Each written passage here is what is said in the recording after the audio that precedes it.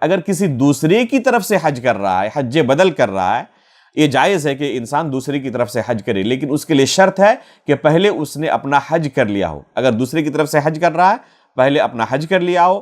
دوسرے کی طرف سے اگر عمرہ کر رہا ہے تو پہلے اس نے اپنا عمرہ کر لیا ہو، یہ شرط ہے۔ اگر اس نے پہلے اپنا عمرہ نہیں کیا ہے یا اپنا حج نہیں کیا ہے اور دوسرے کی طرف سے عمرہ یا حج کر رہا ہے تو یہ جائز نہیں ہے۔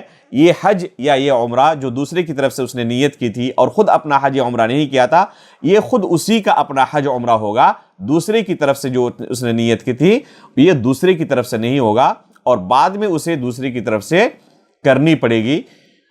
یہ دوسرے کی طرف سے کیا گیا عمرہ، اگرچہ اس نے نیت دوسرے کی طرف سے کی ہے یا حج دوسرے کی طرف سے نیت کی ہے، دوسرے کی طرف سے ابھی ادا نہیں ہوگا اور اس کے ذمے باقی رہے گا۔